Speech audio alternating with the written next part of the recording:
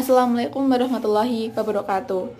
Kami dari kelompok 3 akan mempresentasikan tentang kertas kerja. Sebelumnya, perkenalkan, saya Nuraini Magfiroh, yang kemudian teman-teman saya bernama Uswadul Hasanah, Qadi Musyarrafah, dan Fatihatul Aulia. Langsung saja, kertas kerja adalah catatan-catatan yang diselenggarakan oleh auditor mengenai prosedur audit yang ditempuhnya, pengujian dilakukannya, informasi yang diperolehnya, dan simpulan yang dibuatnya sehubung dengan auditnya. Kemudian ada isi kertas kerja. Menurut SA Seksi 339, kertas kerja paragraf 05, yaitu telah dilaksanakannya standar pekerjaan lapangan pertama yang memeriksa telah direncanakan dan disupervisi dengan baik. Yang kedua, telah dilaksanakan standar pekerjaan lapangan kedua, yaitu pemahaman memadai atau pengendalian intern telah diperoleh dan untuk merencanakan audit dan menentukan sifat dan lingkup pengujian yang telah dilakukan. Yang ketiga, telah dilaksanakannya standar pekerjaan lapangan ketiga, yaitu bukti audit telah diperoleh, prosedur audit telah ditetapkan, dan penguji telah dilaksanakan, yaitu memberikan bukti kompeten yang cukup sebagai dasar memadai untuk menyatakan pendapat atas laporan keuangan audit. Yang selanjutnya adalah tujuan pembuatan kertas kerja. Yang pertama, mendukung pendapatan auditor atas laporan keuangan. Yang kedua, menguatkan simpulan-simpulan auditor dan kompetisi auditornya. Yang ketiga, mengkoordinasi dan mengorganisasi semua tahap audit. Yang keempat adalah memberikan pedoman dalam audit berikutnya. Selanjutnya ada aturan etika komparaten akuntan publik mengenai aturan yang berkaitan dengan kerahasiaan kertas kerja, aturan ke-301, yaitu anggota komparaten akuntan publik tidak diperkenankan mengungkapkan informasi klien yang rahasia tanpa persetujuan dari kliennya. Yang ketiga, yang selanjutnya adalah faktor-faktor yang harus diperhatikan oleh auditor dalam pembuatan kertas kerja. Yang pertama ada lengkap, kedua teliti, ketiga ringkas, keempat adalah jelas, yang terakhir adalah rapi. Yang selanjutnya yaitu aturan etika kompartemen akuntan publik mengatur aturan yang berkaitan dengan kerahasiaan kertas kerja. Aturan tersebut terdapat pada aturan 301 yang berbunyi, anggota kompartemen akuntan publik tidak diperkenankan mengungkapkan informasi klien yang rahasia tanpa persetujuan dari klien. Yang selanjutnya ada faktor-faktor yang harus diperhatikan oleh auditor dalam pembuatan kertas kerja. Di sini ada 5 faktor, yaitu yang pertama lengkap, kedua teliti, ketiga ringkas, keempat jelas, dan kelima rapi. Yang pertama lengkap, berisi semua informasi yang pokok serta tidak memerlukan tambahan penjelasan. Yang kedua teliti, dalam pembuatan kertas kerja, auditor harus teliti dalam penulisan dan perhitungan sehingga kertas kerjanya bebas dari kesalahan. Yang ketiga, ringkas. Kertas kerja berisi informasi yang pokok serta relevan. Yang keempat yaitu jelas. Auditor harus menyajikan informasi secara jelas dan sistematik kepada pihak yang akan memeriksa. Yang kelima yaitu rapi. Kerapian dan keteraturan penyusunan kertas kerja akan membantu auditor untuk memperoleh informasi dari kertas kerja tersebut. Selanjutnya ada tipe kertas kerja. Di sini ada 5 tipe. Yang pertama, program audit. Yang kedua, working transparency. Yang ketiga, ringkasan journal adjustment. Yang keempat, schedule utama. Dan yang kelima, schedule pendukung. Yang pertama, yaitu ada program audit. Program audit ini berfungsi sebagai alat yang bermanfaat untuk menetapkan jadwal pelaksanaan dan pengawasan pekerjaan audit. Program audit tersebut dapat dilihat pada gambar, yaitu pada slide ke-9 atau pada buku pada halaman 105.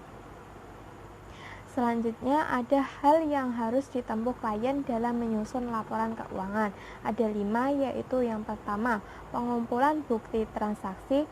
Yang kedua, perencanaan dan pengelolaan transaksi dalam jurnal dan buku pembantu. Yang ketiga, pembukuan atau posting dalam buku besar. Yang keempat, pembuatan lembar kerja. Dan yang kelima, penyajian laporan keuangan. Selanjutnya yaitu tahap-tahap penyusunan audit. Tahap-tahap penyusunan audit terbagi menjadi 4. Yang pertama yaitu pengumpulan bukti audit dengan cara pengumpulan dan pembuatan schedule pendukung. Yang kedua, peringkasan informasi yang terdapat dalam schedule pendukung ke dalam schedule utama dan ringkasan journal adjustment. Yang ketiga, yaitu peringkasan informasi yang terdapat dalam schedule utama dan ringkasan journal adjustment ke dalam working trial balance. Dan yang keempat atau yang terakhir yaitu penyusunan laporan keuangan auditan. Selanjutnya yaitu gambar working trial balance pada slide 12. Kalau di buku itu pada halaman 107. Bisa dilihat sendiri. Selanjutnya yaitu ada gambar bagan. Yang pertama yaitu gambar 4.3 yaitu bagan proses penyusunan laporan keuangan yang dapat menggunakan dua cara, yaitu yang pertama yang berasal dari dokumen pendukung dan dokumen sumber, kemudian di jurnal, lalu diposting ke buku besar, selanjutnya ke lembar kerja atau trial balance, kemudian yang terakhir yaitu ke laporan keuangan.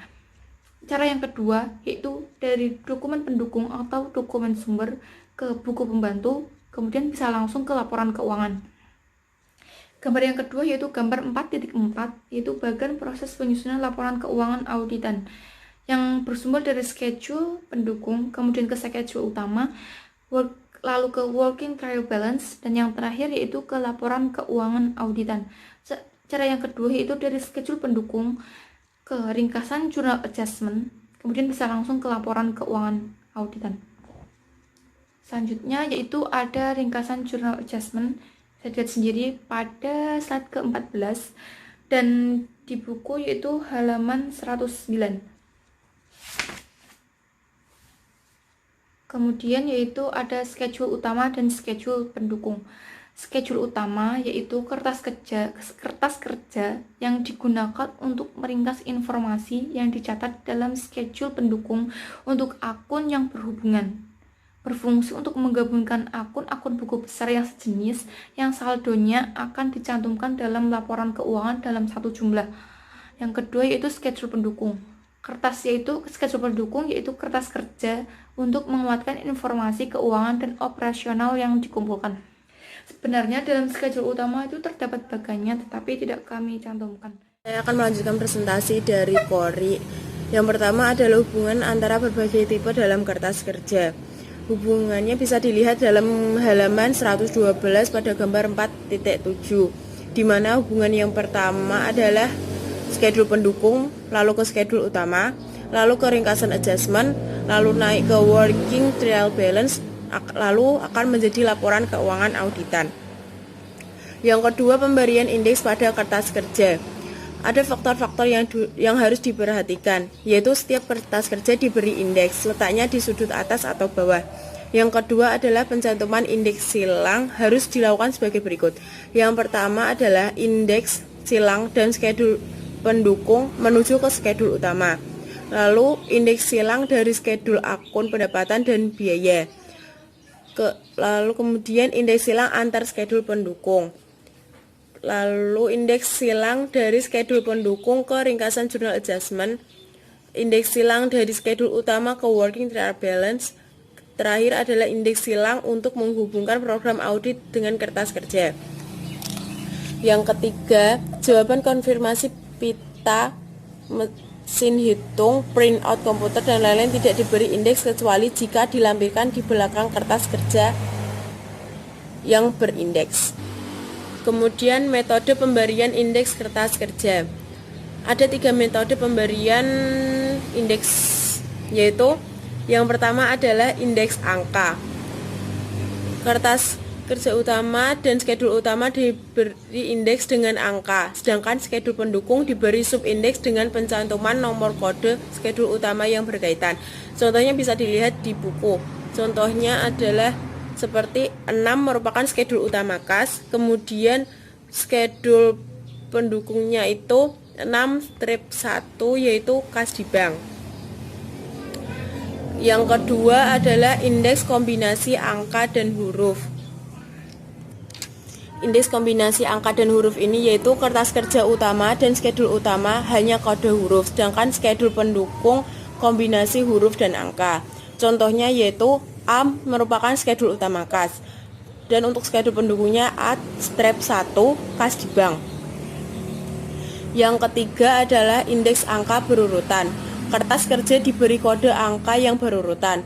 Contohnya, 1 merupakan skedul utama kas, dan kedua adalah skedul pendukung yaitu kas di bank. Lalu susunan kertas kerja. Susunan kertas kerja ini adalah yang pertama adalah draft laporan audit, kemudian laporan keuangan audit, ringkasan informasi bagi review, program audit, laporan keuangan atau lembar kerja yang dibuat klien, ringkasan jurnal adjustment, working trial balance, skedul utama, dan skedul pendukung. Tujuan dari susunan kertas kerja ini adalah untuk memudahkan review atas kertas kerja yang dihasilkan oleh staf auditor. Yang terakhir, pengarsipan kertas kerja. Ada dua, yaitu arsip kini dan arsip permanen, di mana arsip kini digunakan untuk menyimpan kertas kerja yang hanya mempunyai manfaat untuk tahun audit saja. Sedangkan arsip permanen bisa digunakan untuk menyimpan kertas kerja yang mempunyai manfaat lebih dari 1 tahun audit. Terima kasih. Adakah yang bertanya?